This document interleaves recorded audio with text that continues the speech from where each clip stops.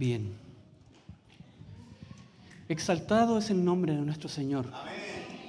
Él es digno de recibir toda adoración, toda alabanza, toda expresión de gratitud. Él es digno. Y que nuestros labios, hermanos, día y noche puedan reconocer la obra de Cristo en nuestras vidas. Que día a día nosotros podamos estar conscientes de lo que Cristo hizo por nosotros en la cruz del Calvario, donde recibimos vida, donde fuimos rescatados de las tinieblas y trasladados a su reino de luz. Que el Señor les bendiga, hermanos. Voy a invitarles a que puedan abrir sus Biblias. Vayan conmigo a Efesios, capítulo 4, una carta muy conocida y a decir verdad, mi carta favorita, escrita por Pablo.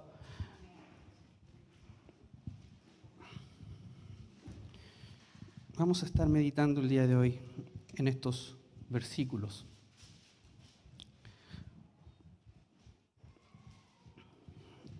Efesios capítulo 4, vamos a estar meditando del 1 al 16, manténganlo ahí, porque vamos a estar leyendo y así no se distraen de lo que el Señor tiene preparado para el día de hoy, para cada uno de nosotros. El andar digno del creyente es el título del mensaje del día de hoy. Pero antes de ver lo que el Señor tiene para hoy día nosotros preparado, me gustaría poder introducirlos a lo que Pablo nos está diciendo a partir del capítulo 4. En los primeros capítulos de esta carta, Pablo nos presenta a la iglesia como una comunidad sobrenatural formada por Dios con el propósito de mostrar el poder del Evangelio y el propósito también de mostrarnos toda su gloria. En ella, Pablo nos dice que estamos unidos a Cristo por medio de la fe. Y de igual forma, venimos a ser unos todos los que hemos alcanzado salvación por medio de esta fe en Cristo. En los primeros 3 capítulos vemos la verdad del Evangelio. En ellos vemos que ahí obtenemos todos los recursos, las riquezas y las cosas que Dios ha hecho por nosotros. Vemos que Él nos bendijo con toda bendición espiritual, que Él nos escogió antes de la fundación del mundo, que Él nos hizo para ser santos, irreprensibles. En Él hemos sido predestinados y adoptados. Vemos que fuimos hechos para la alabanza de su gloria. Él nos aceptó en el amado. Él nos ha dado redención, el perdón de pecados. Él nos ha dado sabiduría, prudencia. Él nos ha dado a conocer el misterio de su voluntad. Él nos ha dado a conocer, Él nos ha concedido el Espíritu Santo, nos ha dado el poder de la resurrección. Él nos dio vida cuando estábamos muertos. Él nos tomó a nosotros que estábamos lejos, perdidos, aislados, y nos hizo un nuevo hombre. Él nos ha dado el gran misterio, la verdad del Evangelio, la verdad de la iglesia, y Él ha hecho posible que podamos disfrutar de todo esto al darnos su Espíritu Santo, quien nos fortalece en nuestro hombre interior, para que podamos tener la plenitud eterna que encontramos solamente en Dios. En Dios, en Cristo estamos completos. Y todo esto para que podamos conocerle y decir lo que dice Efesios capítulo 3, verso 20, que Él lo ha hecho todo para su gloria. Hermanos, Pablo en los primeros 3 capítulos nos muestra la doctrina, nos muestra el Evangelio. Y Él pone fundamento a la vida de los creyentes, a la vida de los lectores de esta carta. Él ha hecho todo por nosotros. Y ahora Pablo nos dice, a partir del verso 1 del capítulo 4, anden como es digno. En otras palabras, vivan a la luz de esto. Pero la pregunta es la siguiente, hermanos. ¿Cómo es este andar digno? ¿O cómo es este caminar de una manera digna al llamado de gracia que hemos recibido a través de Jesucristo? Y Pablo ya nos ha hablado de una esperanza a la cual los creyentes hemos sido llamados, pero ahora se enfoca en la vida a la cual somos llamados. Y comienza en el capítulo 4 describiendo cómo es este andar digno para la iglesia, mostrando que debe ser la unidad del creyente. Nos dice también que la unidad no es uniformidad y que somos llamados a edificarnos los unos a los otros. Y estos 3 puntos son los que hoy día quiero compartir con ustedes, hermanos. Estos 3 puntos son los que estaremos meditando el día de hoy. Así que vamos al primero. Vamos a ver la unidad del creyente. En Efesios capítulo 4, versos del 1 al 3 dice: yo pues, prisionero del Señor, os ruego que viváis, o como dice la Reina Valera, que andéis de una manera digna de la vocación con que habéis sido llamados. ¿Cómo? Con toda humildad y mansedumbre, con paciencia, soportándoos unos a otros en amor, esforzándoos por preservar la unidad del Espíritu en el vínculo de la paz. Y lo primero que debemos decir, hermanos, es que el cristiano no debe producir unidad en la iglesia, ya que esto es algo que Dios ya ha llevado a cabo a través de la muerte vicaria de Jesucristo en la cruz. Si vamos a Efesios capítulo 2, verso 13 al 16.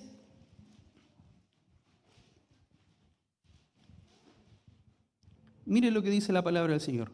Pero ahora en Cristo Jesús, vosotros que en otro tiempo estabais lejos, habéis sido hechos cercanos por la sangre de Cristo, porque Él es nuestra paz, que de ambos pueblos, ¿qué pueblos? Gentiles y judíos, hizo uno, derribando la pared intermedia de separación, aboliendo en su carne las enemistades, la ley de los mandamientos expresados en ordenanzas, para crear en sí mismo de los dos un solo y nuevo hombre, haciendo la paz, y mediante la cruz reconciliar con Dios a ambos en un solo cuerpo, matando en ella las enemistades. Por lo tanto, hermanos, el llamado no es a generar unidad, sino que es a esforzarnos en preservar esta unidad. ¿De qué forma? Viviendo coherentemente con las verdades del Evangelio que ya han sido expuestas en los capítulos anteriores y que yo les he recordado al principio de este mensaje. ¿Cuáles verdades? Que todos nosotros, sin excepción, estábamos muertos en nuestros delitos y pecados, que merecíamos la justa ira de Dios y que nada podíamos hacer para salvarnos a nosotros mismos.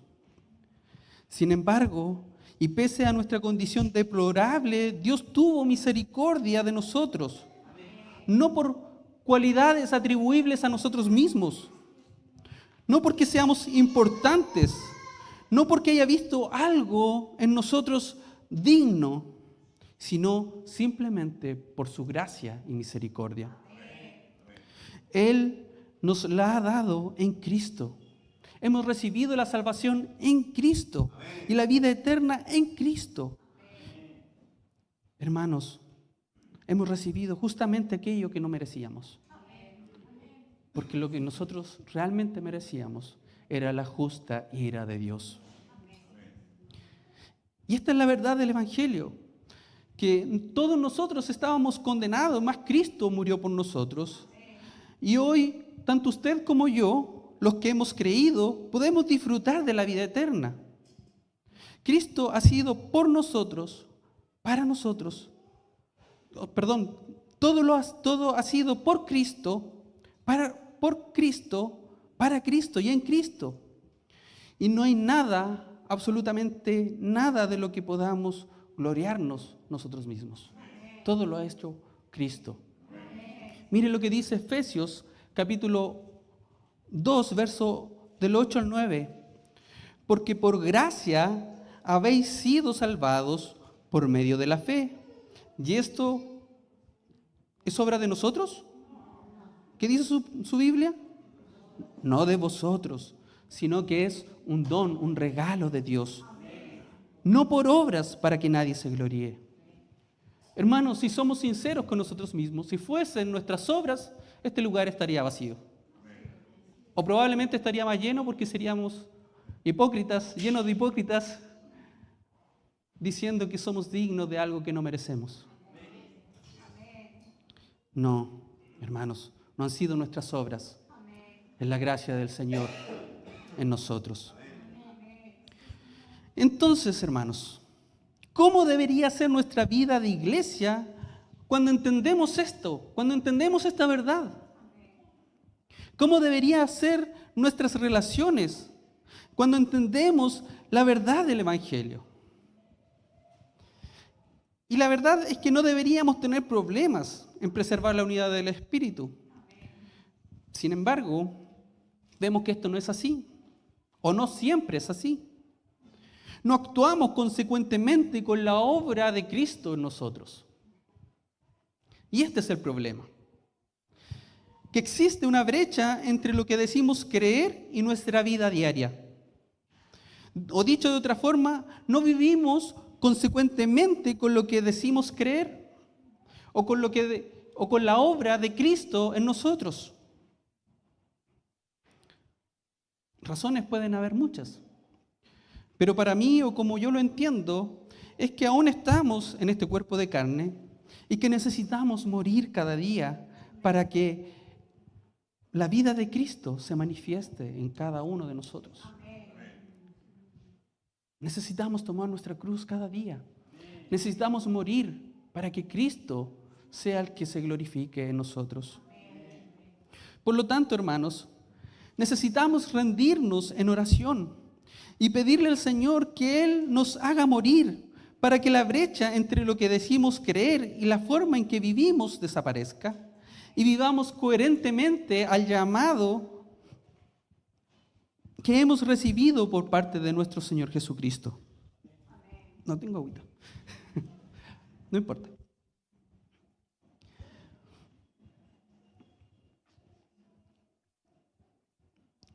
Hermanos, debemos vivir coherentemente con el llamado que hemos recibido por parte de nuestro Señor Jesucristo. Con toda humildad, no con altivez, no orgullosos, con mansedumbre, dóciles, sumisos. A veces nos choca la palabra sumiso, ¿cierto? Nos cuesta. Pero esto es mansedumbre. Soportando con paciencia, siendo solícitos, diligentes, cuidadosos, serviciales, esforzándonos en guardar el vínculo de la paz. Entonces, hermanos, no debemos olvidar de dónde nos sacó Dios. Que nuestros merecimientos son peores de lo que alguien puede hacernos. Gracias, mi amor.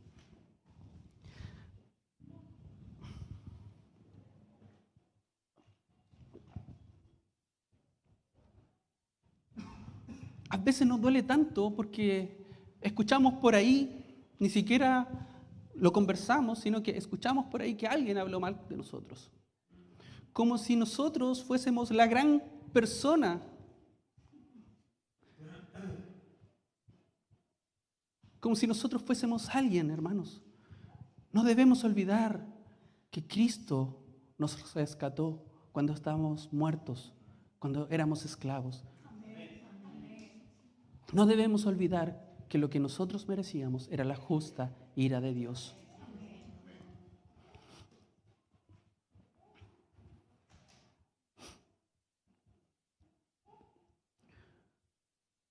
debemos recordar la obra de Cristo en nuestras vidas, la obra que no merecíamos.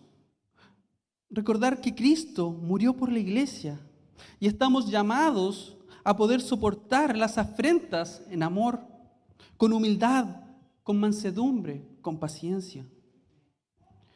La unidad de la iglesia es promovida, hermanos, cuando la doctrina correcta nos lleva a vivir y a sentir de la manera correcta. Es por eso que esta carta, hermanos, Pablo la divide en dos partes. Primero nos habla una parte de doctrina y para luego hablarnos de una parte, de otra parte práctica. Y estas cosas no están separadas, sino que una cosa nos lleva a la otra. Y debemos entender que lo que Dios ya ha hecho por nosotros y vivir consecuentemente con lo que Dios ha hecho por nosotros. Y Pablo nos dice aquí que el resultado del vivir consecuentemente con lo que hemos creído es la unidad de la iglesia. Cuando vivimos consecuentemente con lo que hemos creído, vamos a procurar la unidad del cuerpo, vamos a procurar la unidad de la iglesia. Otro punto es que Pablo no está hablando aquí a inconversos. Es imposible para alguien que no ha creído en Jesucristo el procurar la unidad de la iglesia. Si te cuesta perdonar al que dice ser tu hermano, yo te animo a examinarte, a probarte a ti mismo y ver si realmente estás en esta gracia. Porque pudieras estar engañado, creyendo ser algo que no eres. Porque el Hijo de Dios va a perdonar a aquel que lo ha dañado. El Hijo de Dios va a seguir las pisadas de su Maestro. ¿Qué dijo Jesús cuando estaba en la cruz? Perdónalos, porque no saben lo que hacen. Tenemos ejemplo en Cristo. Y si no sigues su ejemplo, ¿es porque no puedes? ¿O porque no has entendido que como hijo de Dios estás llamado a seguir el ejemplo de tu Maestro? Pablo le habla a cristianos. El Espíritu Santo, a través de las palabras de Pablo, nos está hablando a cada uno de nosotros y nos está exhortando a los miembros de la Iglesia de Dios y nos hace responsables de guardar la unidad del cuerpo. Nos hace responsables de guardar la unidad de la iglesia. ¿Por qué? Verso 4 y versos del 4 al 6 del capítulo 4. Hay un solo cuerpo, un solo espíritu, así como también vosotros fuisteis llamados en una misma esperanza de vuestra vocación, un solo Señor, una sola fe, un solo bautismo, un solo Dios y Padre de todos, que está sobre todos, por todos y en todos. Hermanos, somos uno en Cristo. Todos somos parte de la familia de Dios. No puedes ser cristiano sin ser parte del cuerpo de Cristo. Es por eso que somos responsables de guardar la unidad.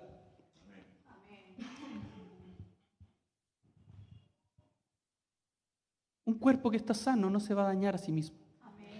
Alguien que está con sus sentidos equilibrados, por llamarlo de alguna manera, no se va a dañar a sí mismo. Hermanos, somos un solo cuerpo y debemos procurar el no dañarnos a nosotros mismos. Como segundo punto que veremos el día de hoy, es que si bien es cierto, somos uno en Cristo, esa unidad no significa uniformidad. Hermanos, Dios nos ha creado distintos. Y no me estoy refiriendo a que existe una clase distinta de cristianos, no me estoy refiriendo a que hay una diferencia social, cultural o generacional o de género. No. Pablo nos está diciendo aquí que la iglesia es un cuerpo y un cuerpo está formado por diversos miembros que cumplen distintas funciones. Verso 7. Pero cada uno de nosotros se nos ha concedido la gracia conforme a la medida del don de Cristo. Y como primera apreciación, a todos se nos ha dado gracia conforme a la medida del don de nuestro Señor Jesucristo. La gracia es este don gratuito e inmerecido por parte de Dios. Por lo tanto, nadie se ha ganado estos dones espirituales. Nadie tiene un merecimiento extra por recibir estos dones de gracia, sino que son dones que Dios en su sabiduría entrega a cada uno de sus hijos. Como segundo punto, es que a cada uno de nosotros se nos ha repartido una medida de gracia, no con el fin de jactarnos o de gloriarnos por ese don que Cristo nos ha dado. Tampoco nos ha dado para servirnos a nosotros mismos. No. La razón es para que podamos servir a los creyentes con los dones que nuestro Señor nos ha dado. Hermanos, debemos entender que no todos podemos ser mano, no todos podemos ser boca. Dios nos ha dado un lugar y una función en el cuerpo, una función en la iglesia, y debemos aceptarla con gozo. Debemos aceptar con gozo la función que Él nos ha dado en medio de su iglesia. Debemos entender que lo que el Señor ha puesto en cada uno de nosotros es para servir a los miembros que estamos en la iglesia de Dios. Esos dones son regalos que Dios ha dado, que el Cristo exaltado ha concedido a su iglesia. Mire lo que dice el verso 8. Por tanto, dice, cuando ascendió a lo alto, llevó cautiva una hueste de cautivos y dio dones a los hombres. Hermano, y la verdad que cuando uno lee este pasaje, dice, ¿qué está diciendo Pablo con esto? Como que no tiene coherencia con lo que Pablo viene diciendo, que viene narrando. Bueno, esto toma un poquito más de coherencia cuando vamos al Salmo 68, verso 18. Si quiere lo busca, si quiere no.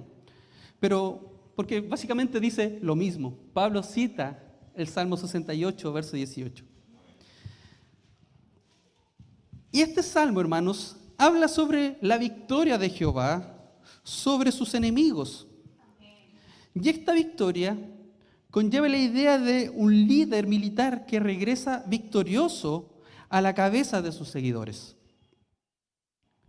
Después de derrotar el ejército enemigo y haber tomado muchos cautivos, entonces este líder militar reparte el botín entre los suyos. Y esta es la figura que Pablo aplica en Jesús. Él es este líder militar que venció a todos sus enemigos en la cruz y resucitó al tercer día y ascendió a los cielos victorioso como un glorioso Salvador, y llevó consigo un sinnúmero de almas que antes pertenecían a Satanás, pero que ahora le pertenecen a Él, y ha tomado del botín y lo ha repartido entre los suyos. ¿Cuál es este botín? Son los dones que ha repartido para la edificación de su pueblo, para la edificación de su iglesia. Hermanos, en otro tiempo, cada uno de nosotros éramos enemigos de Dios. Pero Él venció en la cruz del Calvario y fuimos transformados en sus siervos. Pero no siervos castigados, sino que siervos agradecidos. Ahora le servimos a Él con gozo, con gratitud. ¿Y cómo le servimos a Él? Bueno, sirviendo a su iglesia. El servicio a nuestro Dios se ve representado en el servicio a su iglesia. ¿De qué manera podemos servir a Dios nosotros? Si no, Él lo hace todo, Él tiene todo. Pero Él ha estipulado que la manera en que podemos servirle es sirviendo a su iglesia. Es sirviendo a su pueblo. Todos estos cautivos han sido liberados y ahora son siervos. Y Pablo menciona a aquellos que tienen que ver con la enseñanza y la predicación del Evangelio. El verso 11. Es como que Pablo dice, toma como ejemplo a aquellos que van a servir en cuanto a la predicación del Evangelio, en cuanto a la enseñanza. Y mire lo que dice el verso 11. Y él dio a algunos el ser apóstoles, a otros profetas, a otros evangelistas, a otros pastores y maestros. O sea que de todos los hombres que Cristo ha libertado y que ahora son sus siervos, Cristo ha elegido a algunos y los ha regalado a su iglesia como dones para el servicio de la iglesia. Verso 12, a fin de capacitar a los santos para la obra del ministerio, para la edificación del cuerpo de Cristo. El propósito de estos dones, o como algunos comentaristas llaman hombres dones, son para que los santos, el pueblo de Dios, pueda ser perfeccionado, capacitado para la obra del ministerio, para que el cuerpo de Cristo sea edificado, expandido, fortalecido. Es interesante, hermanos, que la palabra capacitar también puede ser traducida como equipar o arreglar. Es usada para describir la reparación de una red de pesca, para hacerlas más efectivas. Bueno, hermanos, los ministros de Dios trabajan precisamente para eso, para equipar, para reparar a los creyentes y estos sean más efectivos sirviendo a los demás en la iglesia conforme al don que el Señor ha repartido a cada uno.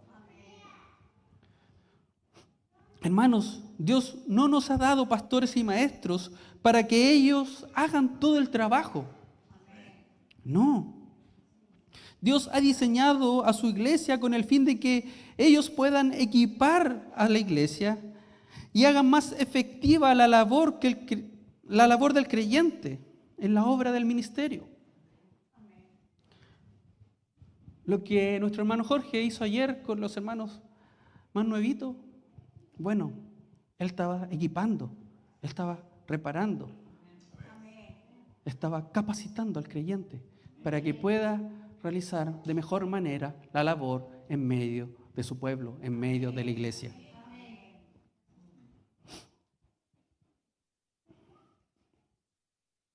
Por lo tanto, todos estamos llamados a servir según el don de Dios que ha puesto en cada uno de nosotros.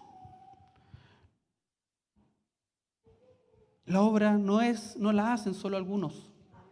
La obra no es de algunos pocos. Estamos todos llamados al servicio. Y quizás no todos están llamados a predicar la palabra o a dirigir la alabanza, porque estos son servicios quizás más visibles. Pero si eres parte del cuerpo, si eres miembro de la iglesia, estás llamado a servir a la iglesia. Porque de otra forma, hermano o amigo, no eres parte de la iglesia. Y de otra forma, la iglesia no crece ni se desarrolla si no cumplimos la labor que el Señor ha dispuesto en cada uno de nosotros.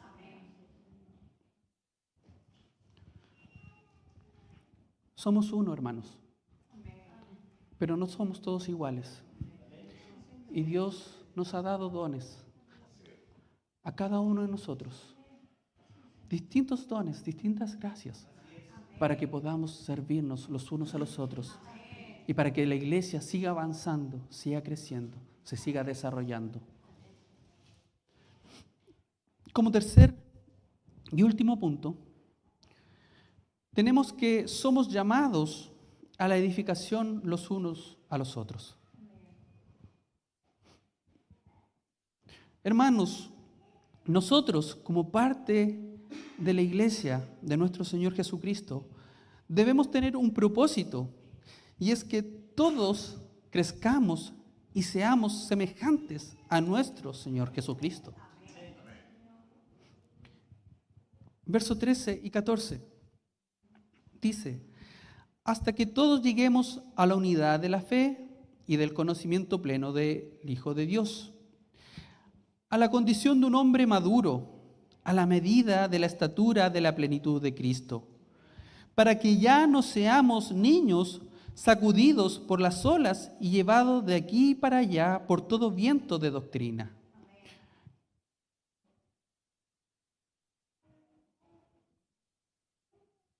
Denme un segundo.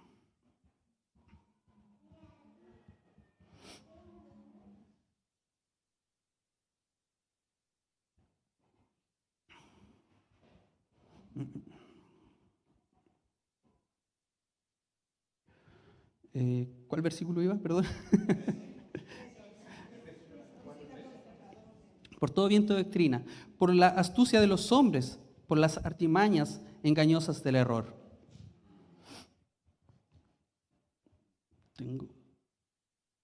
Y tuve un error en la transcripción. Entonces, hermanos, el propósito no es que solo algunos deben crecer. Tampoco es que crezcamos en número o que tengamos la mejor infraestructura. No ese es el propósito que Dios nos demanda. Nuestro propósito es que todos juntos podamos seguir creciendo a la imagen de Jesús. Ahora, esto no significa que todos debemos crecer y madurar de la misma forma y al mismo tiempo. Recuerde que somos llamados a la unidad, no a la uniformidad.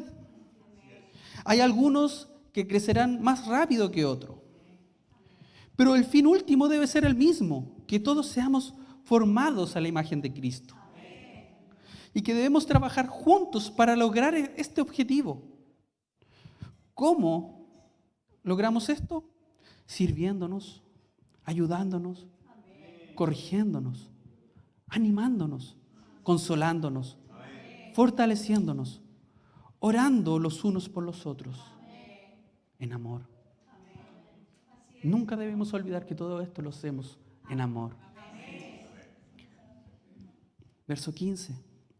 Sino que hablando la verdad en amor, crezcamos en todos los aspectos en aquel que es la cabeza, es decir, Cristo, de quien todo el cuerpo, estando bien ajustado y unido por la cohesión que las coyunturas proveen, conforme al funcionamiento adecuado de cada miembro, produce el crecimiento del cuerpo para su propia edificación en amor.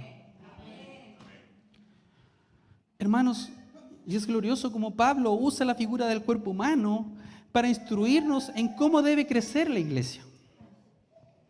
Ya que este es un organismo vivo en el que cada uno de los miembros contribuye en el desarrollo de los otros miembros.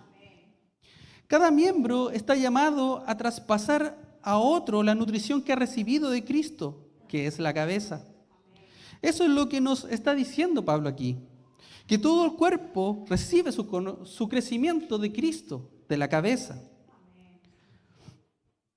Y a veces, hermanos, cometemos el error de pensar que no crecemos, quizás por falta de actividades. Pero, hermanos, déjeme decirle que lo que produce el crecimiento en el creyente no son las muchas actividades que podemos tener, sino una relación íntima y deleitosa con Cristo Jesús. Es por causa de nuestra unión con Cristo que podemos crecer espiritualmente. Y con esto no digo que tener actividades es malo. Pero Daniela bien lo decía en el devocional que ella realizaba. Necesitamos estar unidos a Cristo. Necesitamos estar unidos porque de otra manera no creceremos. Porque el crecimiento viene de Cristo. Es Él quien nos nutre.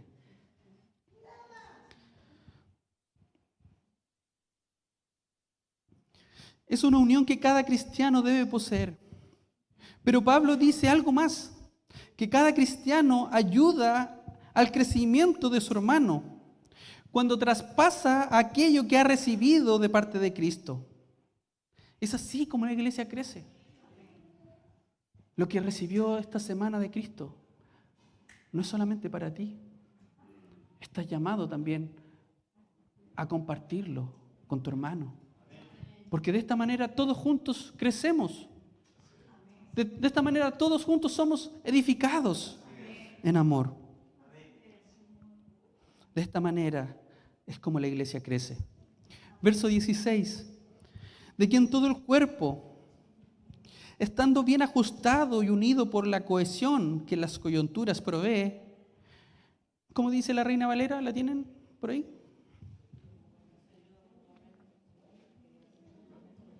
¿Alguien? ¿Uno que lea fuerte? De que en todo el cuerpo, bien concertado y unido entre sí, por todas las coyunturas que se ayudan mutuamente, según la actividad propia de cada miembro, recibe su crecimiento para ir edificándose en amor. En amor. Conforme al funcionamiento adecuado de cada miembro, dice esta versión. Produce el crecimiento del cuerpo para su propia edificación en amor. Coyunturas, hermanos, se puede traducir también como conexión, donde se unen dos piezas. Es la conexión donde la provisión que viene de Cristo es traspasada a los demás miembros. Por lo tanto, hermanos, si nos aislamos, es sumamente peligroso. Porque nos exponemos a estar desconectados del cuerpo.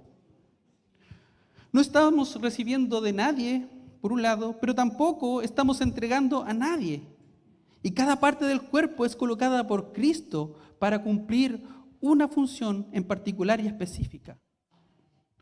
Por lo tanto, hermanos, nos necesitamos los unos a los otros.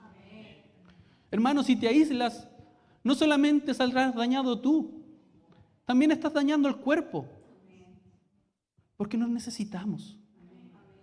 Necesitamos estar unidos por esta cohesión, por las coyunturas. En la medida que cada miembro traspase a los demás lo que ha recibido de Cristo según la actividad propia de cada miembro, la iglesia crece y madura. Si un miembro se aísla, no cumple su función dentro del cuerpo. No solo se está afectando a sí mismo, sino que también está afectando la salud y el crecimiento de todo el cuerpo. Es por eso que una iglesia que avanza hacia la madurez, cuando ésta se encuentra en un contexto de unidad, amor y bajo un liderazgo bíblico y seguro. Amén. Hermanos, nos necesitamos. Amén. Y necesitamos cumplir la función que Dios ha dispuesto para cada uno de nosotros. Y ninguna función es menos que otra. Todas son importantes. Hay algunas más visibles, como hay partes del cuerpo que son más visibles. Algunas son más decorosas, que necesitan ser tapadas. Pero todas son importantes. Algunas aplicaciones de lo que hoy día hemos estado hablando. Con todo lo que hemos mencionado, debemos considerar algunas implicaciones. Y la primera es que la iglesia no es un lugar donde se viene como un consumidor pasivo a ser instruido. La iglesia no es un lugar donde vienes a resolver tu problema y luego te vas. Como si fuera un pasillo de supermercado en donde encontramos lo que buscamos y nos vamos. No, hermanos. La iglesia no es un lugar de consumismo. No. La iglesia no es un lugar donde solo venimos a consumir o adquirir cosas. Si somos verdaderos creyentes y somos parte de la iglesia, somos ministros, somos siervos que necesitamos ser equipados para servir a otros, para ministrar a otros, para ministrar el evangelio a otros. Como segundo punto, es que la mayoría de las labores de servicio no se darán en contextos de una reunión. La iglesia es más que una reunión de día domingo, que una reunión de día jueves, que un tiempo de oración de día viernes. No, la iglesia es más que esto. ¿Son necesarias? Sí, pero la iglesia es más que esto. Es necesario fortalecer nuestras relaciones fuera del contexto de la iglesia, fuera del contexto de una reunión. Cuando llamamos o escribimos a un hermano, cuando le animamos o procuramos que su vida sea fortalecida, cuando nos juntamos a abrir nuestras Biblias, junto a una taza de té en la calidez de nuestro hogar, somos iglesia, hermanos, edificándonos los unos a los otros. De esta manera, hermanos, forjaremos relaciones. De esta forma somos edificados como iglesia. Cuando le preguntamos a nuestro hermano si está leyendo la Biblia, o cómo está tu vida de oración, cómo está tu fe, cuando le decimos, déjame caminar a tu lado, déjame caminar contigo, déjame ayudarte esta semana, te voy a llamar todos los días para que compartamos lo que leímos en nuestro devocional diario de la mañana. Cuando compartimos, lloramos los unos por los otros. Esto no siempre se da en la liturgia. No siempre se da en la estructura eclesiástica.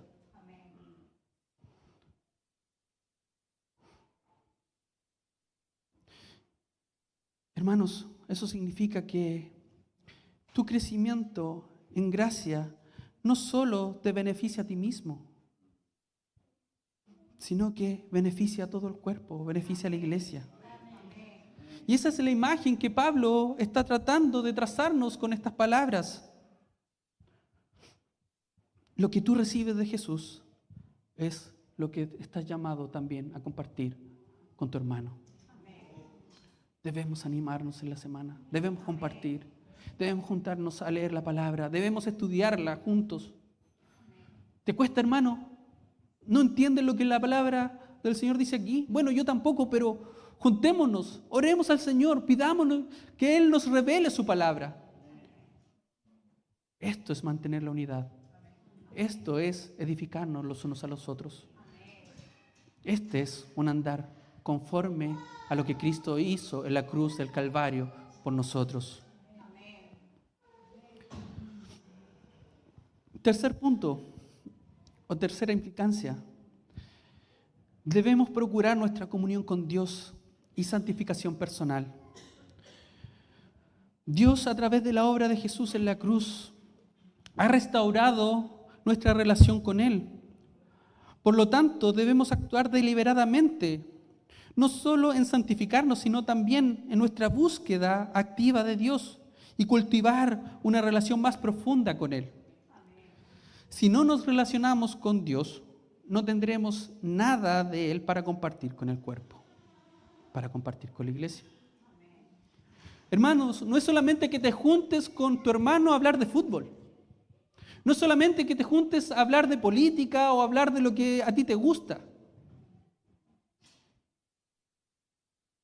Debes procurar tener una relación íntima con Dios, conocerle. Para de eso que tú has recibido, darle a tu hermano. No sirve si nos juntamos a hablar de cualquier cosa. ¿Cómo la iglesia va a crecer si nos juntamos a hablar de que Colo-Colo salió campeón el día de hoy?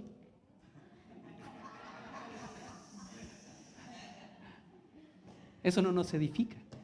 Al contrario, nos destruye. Hermanos, necesitamos conocer a Dios. Necesitamos conocer al Dios vivo. Necesitamos conocer sus atributos. Necesitamos conocer a Jesús, su obra, su vida. Necesitamos aprender a caminar como Él caminaba, para que eso también podamos compartirlo con nuestros hermanos y todos podamos ser edificados. ¿A qué imagen? ¿A la imagen de Daniel? ¿A la imagen del hermano Patricio, del hermano Jorge? No, a la imagen de Cristo. Debemos conocer más del Dios vivo. Cristo, cuarta implicancia, Cristo nos ha capacitado para bendecir y servir a la iglesia local.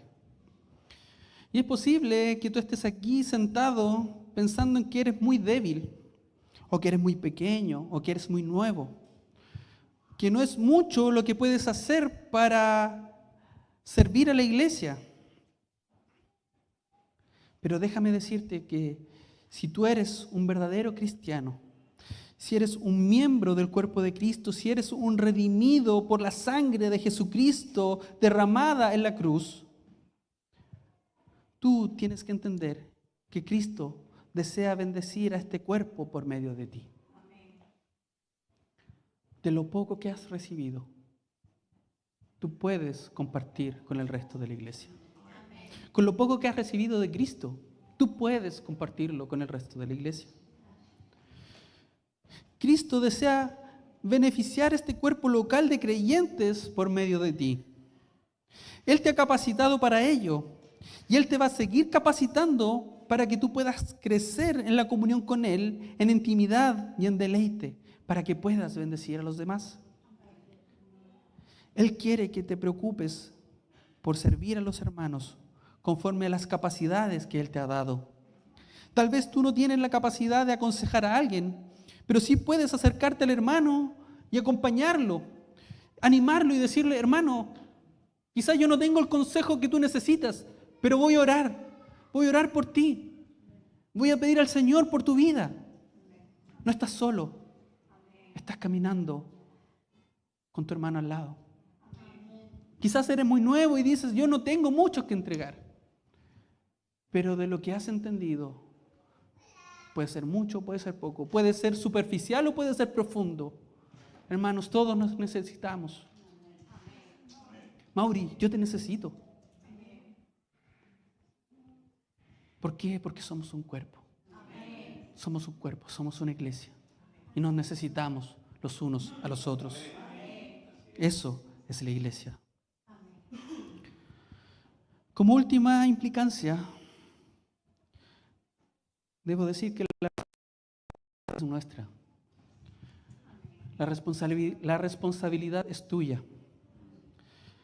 Es fácil victimizarse, hermanos. Es fácil decir: nadie me ha llamado. Yo estoy solo. Hermanos, debemos quitarnos esto de la cabeza. La responsabilidad es nuestra. Debemos llamar nosotros a nuestros hermanos y no estar esperando que alguien más nos llame a nosotros mismos. Hermanos, es tu responsabilidad velar por la comunión de la iglesia. Es tu responsabilidad velar por la unidad del cuerpo. No es una demanda que se le hace al que está a tu lado. Es una demanda personal. Lo que estoy diciendo, mi amado hermano, es que comencemos a funcionar como miembros activos de este cuerpo, ya que para eso fue que Jesús nos salvó. Él nos dio ejemplo.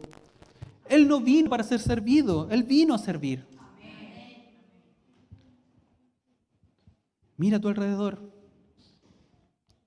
Haga el ejercicio. Mira al que tiene a su lado.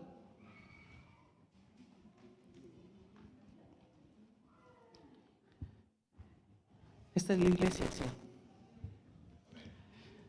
Te estás llamado a servir al que tienes a tu lado, al que tienes al frente, al que tienes atrás.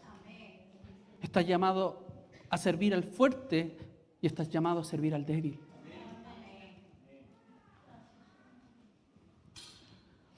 Cuando hacemos esto, todos crecemos. Cuando hacemos esto, nadie tiene que estar diciéndote qué debes hacer, sino que lo haces. Mira a tu alrededor, mi hermano. Esta es la iglesia en la que Cristo te insertó. Estos son nuestros hermanos con quienes debemos guardar la unidad. Debemos amarnos, debemos servirnos, debemos edificarnos. ¿De qué manera? Andando en la vocación con la que Cristo nos llamó. Debemos caminar consecuentemente con la obra de Cristo en tu vida. Oremos al Señor. Padre, te damos gracias por tu palabra. Gracias por la obra maravillosa que Cristo hizo en la cruz. Bendita cruz, donde te entregaste en reemplazo, tomaste el lugar que nos correspondía. Gracias por la vida eterna que recibimos de ti. Y gracias porque nos salvaste no para caminar solos, sino que nos insertaste en tu cuerpo, en tu iglesia. Gracias por tu iglesia. Gracias por los redimidos. Gracias por los santos. Gracias porque todos juntos somos tu cuerpo. Y recibimos de ti la instrucción y recibimos de ti el crecimiento y somos nutridos y crecemos a tu imagen. Gracias porque tú eres la cabeza. Pero haznos ser ese cuerpo unido. Haznos caminar procurando la unidad del cuerpo. Que podamos crecer en amor. Que podamos crecer en servicio, edificándonos los unos a nosotros. Que podamos crecer en el crecimiento del Dios vivo, para que podamos dar de lo que tú, Señor, revelas cada día durante nuestra semana a nuestros hermanos. Síguete revelando nuestras vidas y haznos crecer en ti. Gracias por tu palabra, que podamos caminar consecuentemente a la obra de Cristo en nuestras vidas. Gracias, Señor. En el nombre de Jesús oramos.